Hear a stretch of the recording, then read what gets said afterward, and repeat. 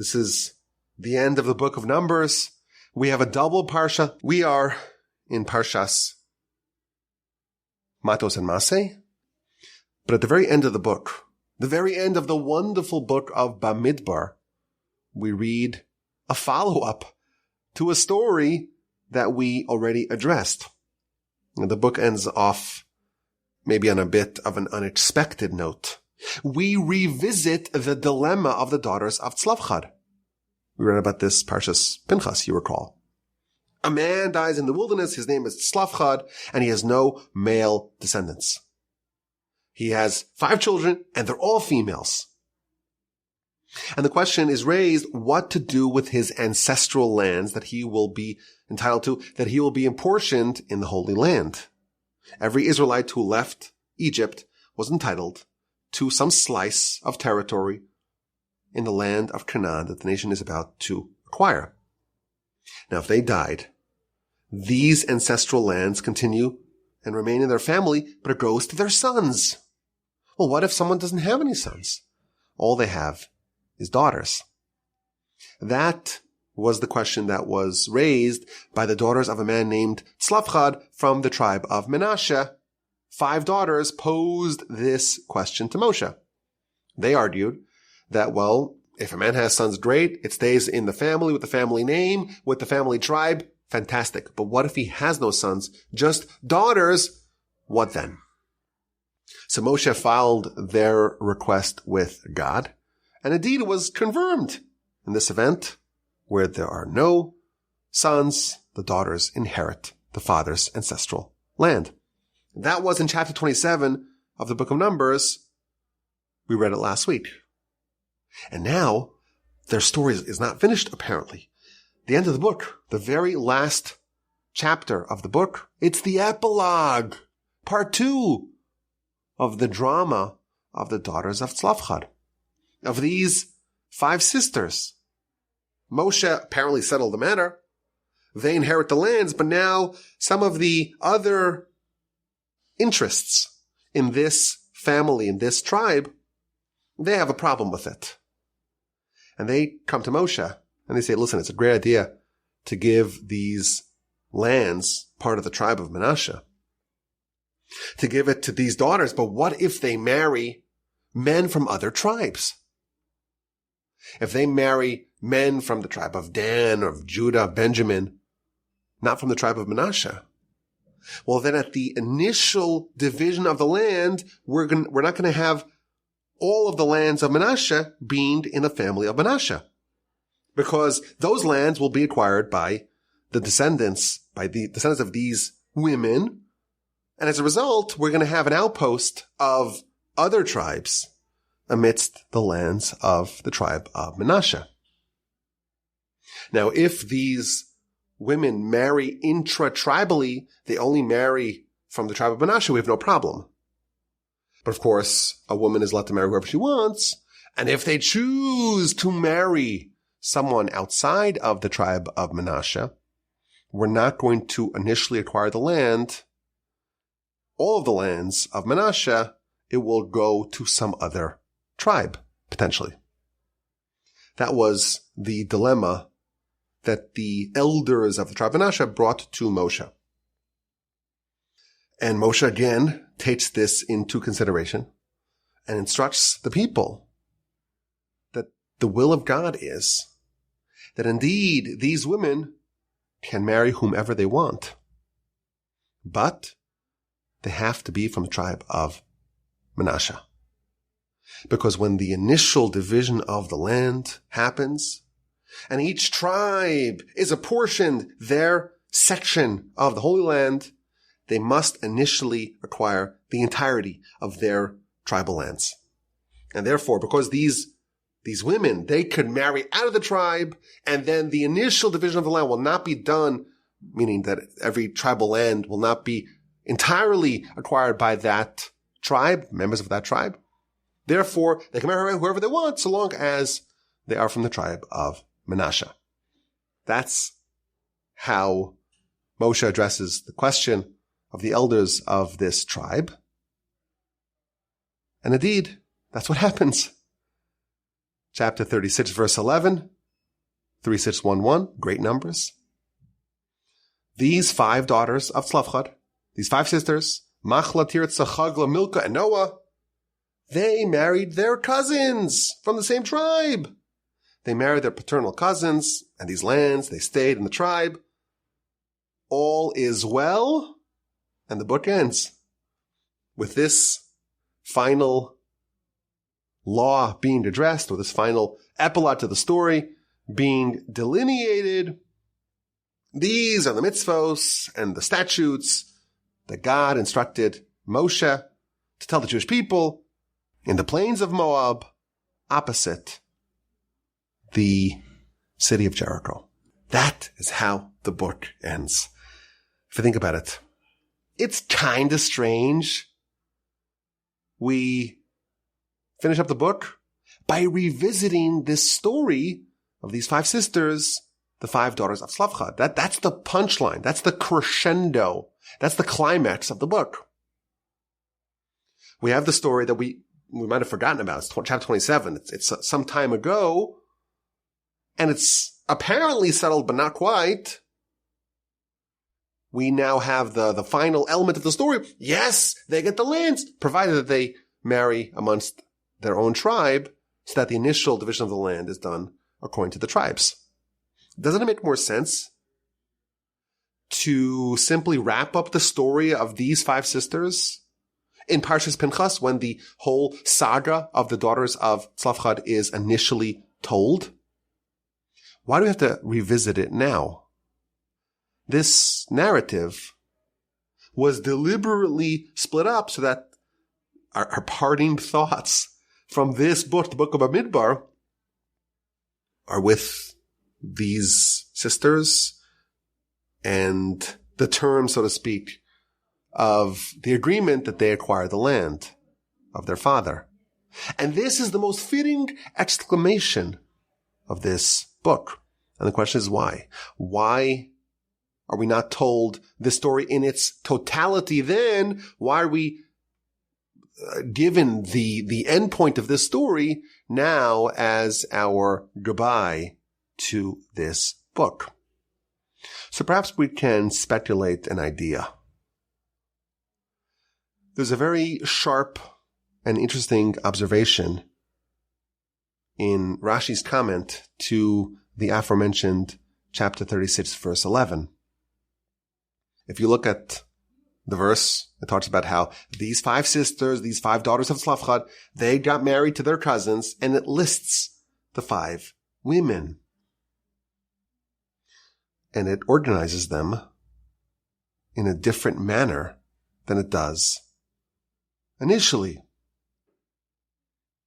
In chapter 36, verse 11, we read how it was Machla, Tirzah, Chagla, Milcah, and Noah. 5 wonderful names, of course. Rashi points out that in the first part of the story, the first installment of the saga of these 5 sisters, the order of the delineation of these 5 women was different. It tells us Machla, Noah, Chagla, Milcah, Tirzah. Why does it switch the order? Why does it alter the order? Now, most of us, we have long forgotten about that story. We forgot about it a long time ago, and certainly we don't remember the order of the delineation of these women.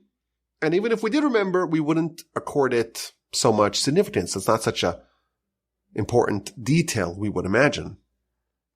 But of course, nothing escapes the scrutiny of Rashi, and he asks the question, why is the order of these sisters changed from chapter 27 to now, the end of the book, chapter 36?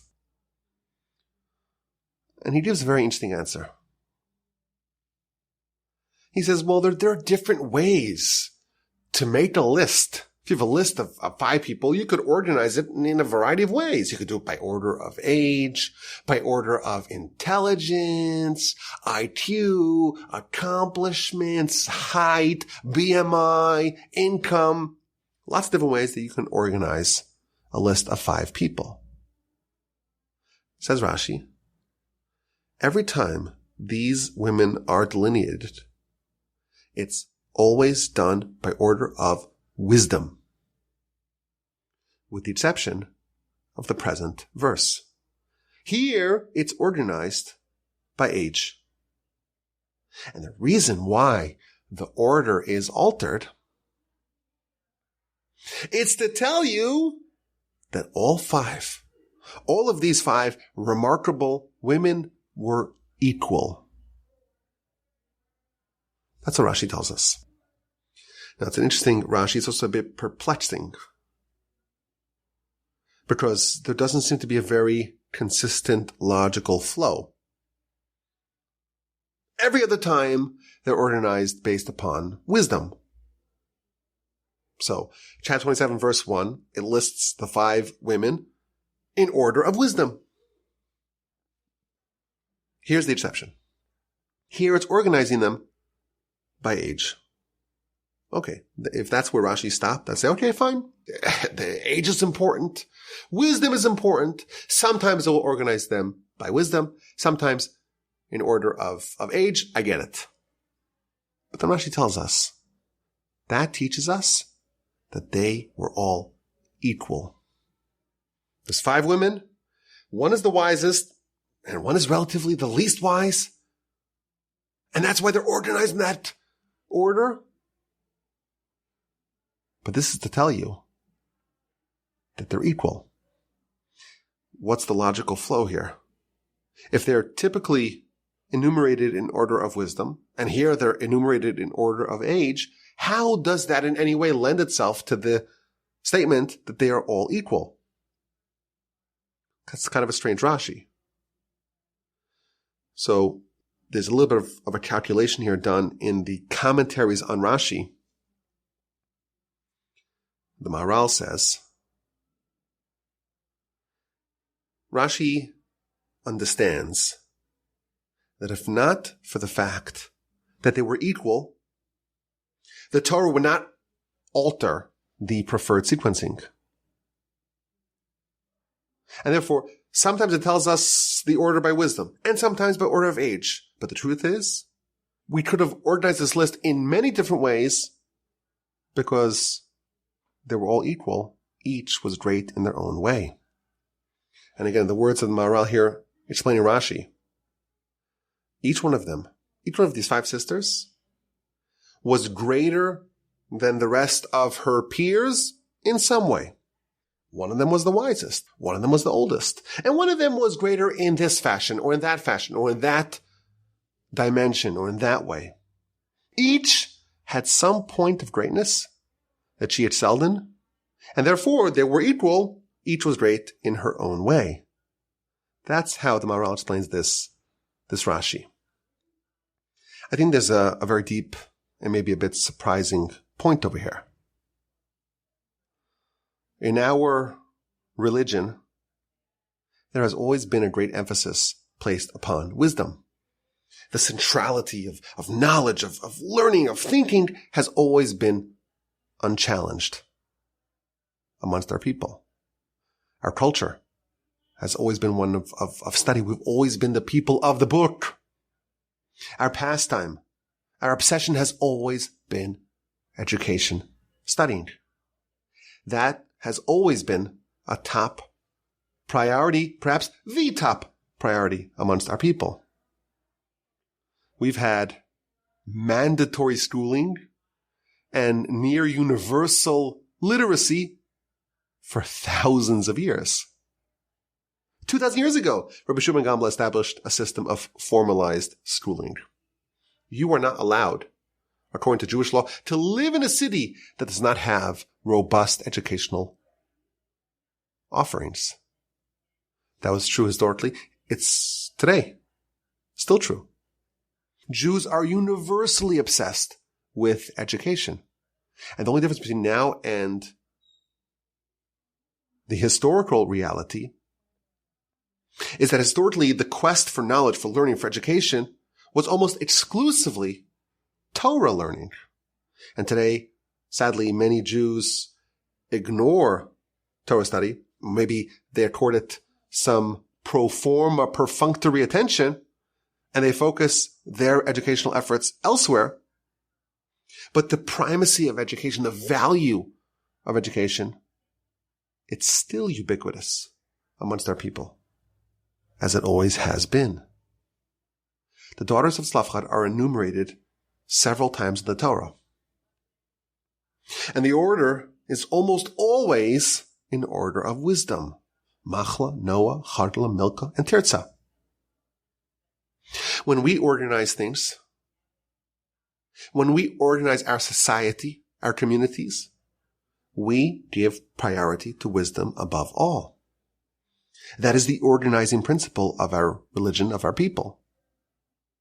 But once the Torah alters the order to tell us that the degree of wisdom is not synonymous with a person's standing in the eyes of God, in the eyes of Torah. A person standing in the eyes of God is not the same thing as their degree of wisdom. What actually determines a person's standing in the eyes of God, in the eyes of the ultimate true reality, is how completely did they actualize their potential. So someone who was endowed with great potential for wisdom, they will be judged, well, how much of what they could have become did they become? How much of their potential did they actualize? Others are endowed with other potential. Did someone who had great potential for kindness, for charity, for hospitality, did they actualize that? Someone else that was endowed with great potential for empathy, for caring for others, did they actualize that? Someone who had great potential for character perfection, for ethical refinement, for self-criticism, did they become a most resplendently refined person? What about someone who's jovial, who's jocular, and they could cheer people up? They could infuse the downtrodden with hope, with positivity. Did they actualize that?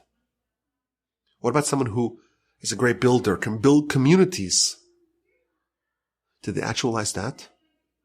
Did the person with great potential for serving God with all their hearts and with all their soul, did they actualize that? Everyone's different. Everyone is expected to develop themselves in a unique way. And the measure of a person's greatness is completely dependent on how completely they actualize their potential. And the daughters of Tzelafchad are equal. And yes, Machla was the wisest. And most of the time she goes first. And that's the way our communities must be organized, because that is the governing principle of our people. But don't make the mistake, Rashi tells us, the Torah tells us, of thinking that she was the greatest.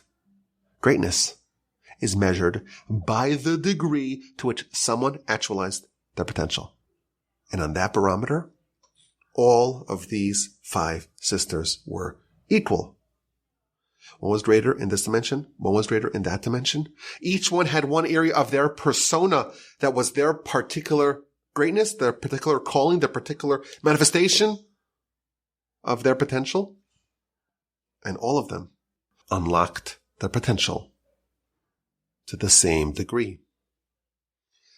Now, reading this comment in Rashi, it reminded me of a similar comment in the beginning of the book of Exodus. You recall the book of Exodus. We're closer to next year's book of Exodus than we are to this past one. When Moshe and Aaron, siblings, when they're introduced and they're attributed to their Levite origins. Chapter 6, verse 26, we read, Hu Aharonu Moshe. They are Aaron and Moshe. And Rashi observes yet again that sometimes it says Moshe then Aaron, and sometimes it says Aaron then Moshe. Why does it change the order? Why does it alter the sequencing? Says Rashi, there are places that Aaron comes before Moshe, and there are places where Moshe comes before Aaron. Why would the Torah do that?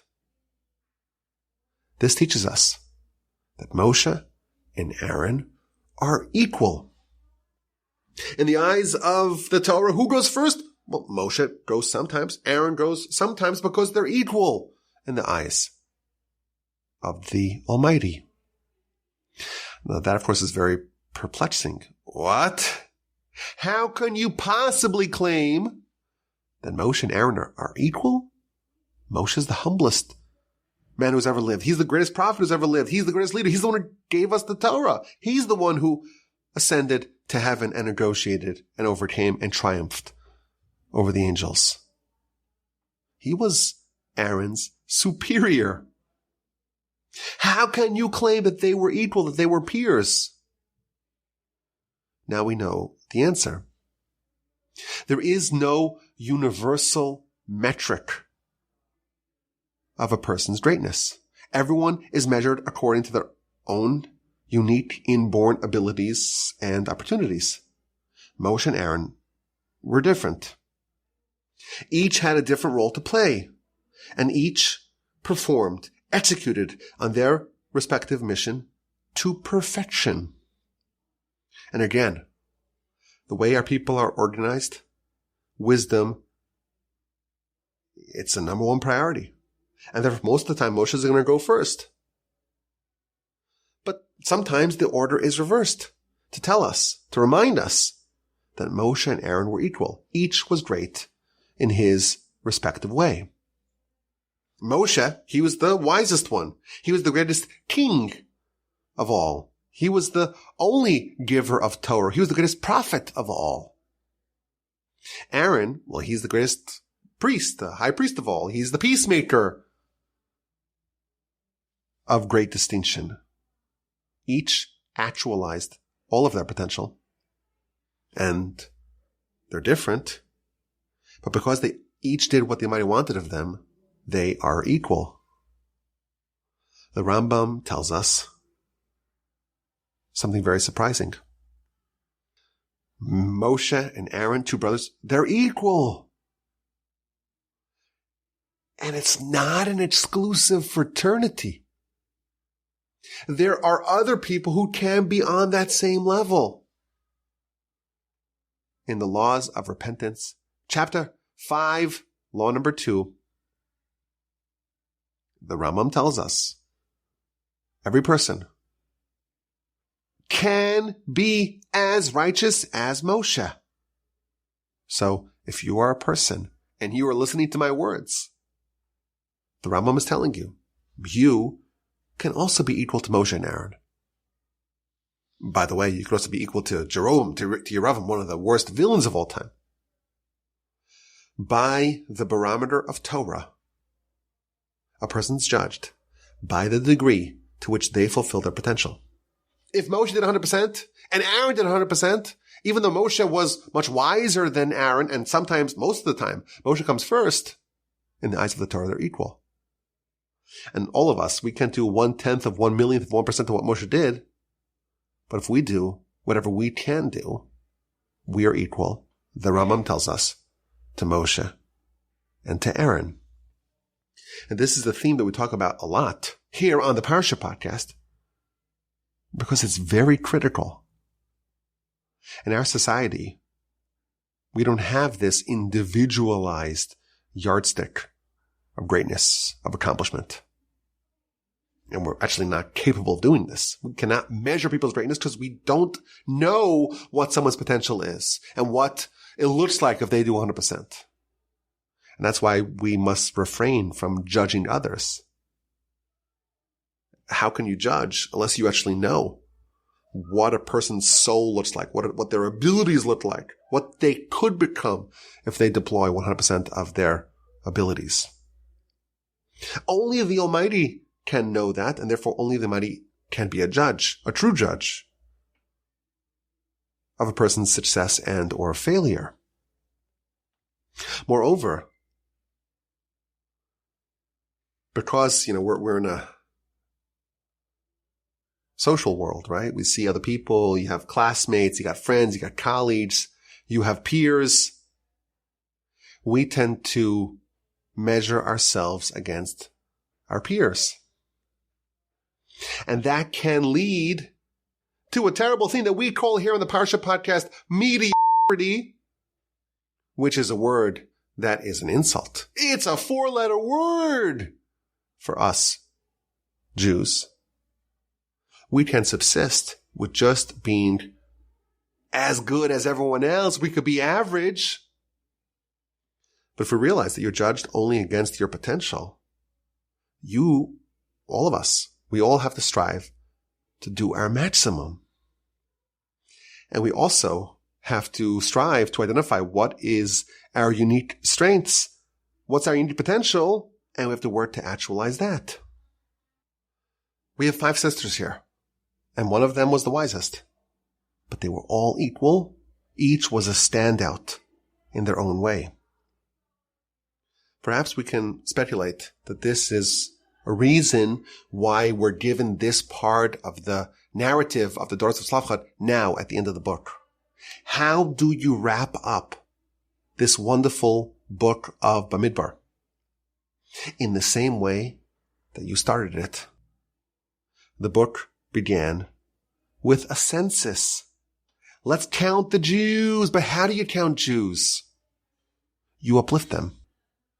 Every person was uplifted. Every person was given prominence. Everyone was given a mission. Everyone was given a responsibility. Everyone was given a role to play.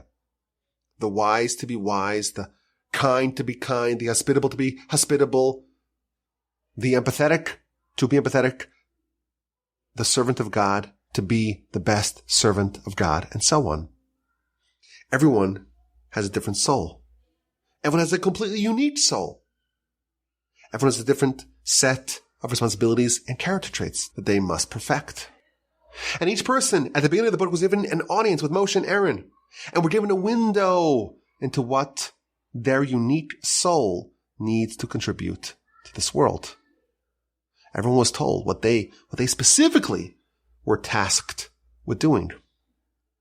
The book begins with the unique individuality and responsibility of every Jew, and this is how it ends. They're all equal. Each one did their own thing. Each one developed their own unique individuality, and when that's done, yes, one's wiser than everyone else, but in the eyes of God, they are equal. There's been a subject that I've been working on the last couple of days. It's a mysterious subject, and I hope to record, please God, a podcast, standalone podcast on this topic. But I think it might be pertinent to our discussion here. So I'll share a little bit of this fascinating subject. The Talmud tells us that there were 7 things that were created before the world was created. 7 things that preceded the creation of the world. And they are, number 1, Torah. Number 2, repentance. Number 3, Gan Eden, paradise. Number 4, Gehenom, purgatory. Number 5, Kisei HaKavod, the throne of glory, whatever that means. Number 6, Beis HaMikdash, the holy temple. And number 7, Shmo Shel Mashiach, the name of Messiah. What is the name of Messiah? What does this even mean?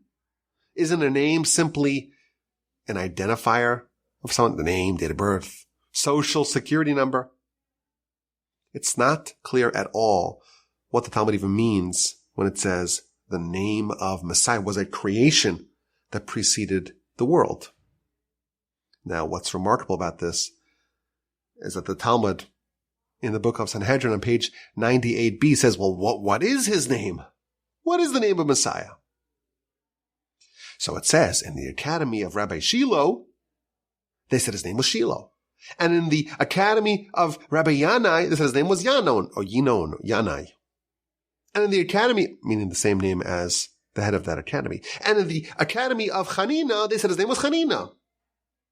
And some say his name was His name was Menachem. And some say he is the leper of the house of Rabbi Judah the Prince. This is a remarkable and very strange teaching of the Talmud. Each academy argues, and by the way proves from a verse in Scripture, that the name of Messiah matches the name, would you believe it? What a coincidence. It matches the name of the head of their academy. Now, of course, there's all sorts of questions that we have to ponder. What possessed each of the sages to claim that they're Messiah? Or at least their name is the same name as Messiah? And how could it be that Messiah has so many different names? Is one right and one wrong? Should a Messiah have one name? What does it mean that the Messiah is the leper of the house of Rabbi Judah the Prince? It's a mysterious subject that warrants intense investigation. In more modern times, in the great work called Orach Chaim, written by a rabbi named Chaim, written 250 years ago or so, in Parshas Re'eh, in the book of Devarim, chapter 15, verse 7, he says, I think that the name of Mashiach, it's not Shiloh, it's not Yinon or Yanai, it's not Chanin, it's not Menachem, I think it's Chaim. Oh, not coincidentally, his name is also Chaim. What does this mean? So I heard a novel interpretation. I tried to find the source for it. I couldn't find the source for it. I looked it up and using all my techniques, I couldn't find a source for this idea. But it's a powerful idea. Every single person has a little part of this idea called the name of Messiah. And every sage has to realize that what they need to do is to find and uncover that special point of holiness and purity and greatness that they have within them. Find their calling, unearth it, and actualize it, and do what they can do, contribute what they ought to contribute towards this collective name of Messiah. And when every one of us does our part, if every one of us realizes that we have a mission, we have a responsibility, our soul is completely unique, and it demands a completely bespoke life mission. And that mission ultimately is about Messiah. It's about perfecting the world. It's about revealing the name of God in the world.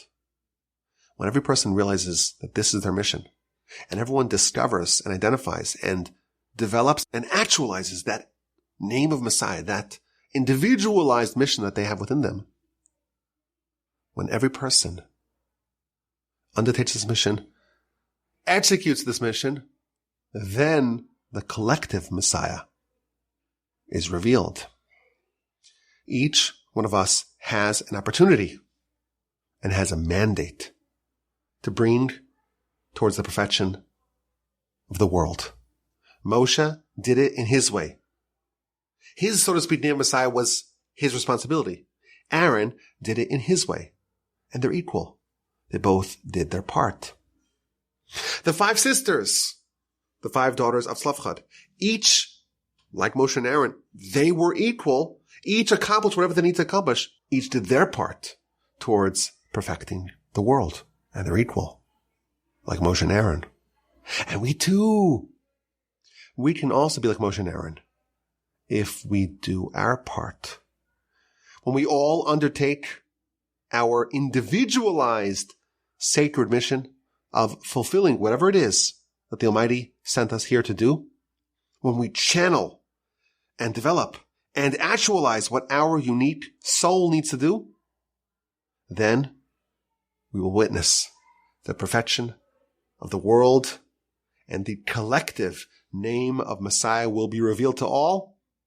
And on that day, God will be one and his name will be one. May we all be fortunate enough to witness it speedily in our days. I appreciate your listenership, for joining us on this wonderful ride, this Parsha podcast journey through the Book of Bamidbar, through the Book of Numbers. My name is Yaakov Wolbe. You can send me an email, rabbiwolbe@gmail.com.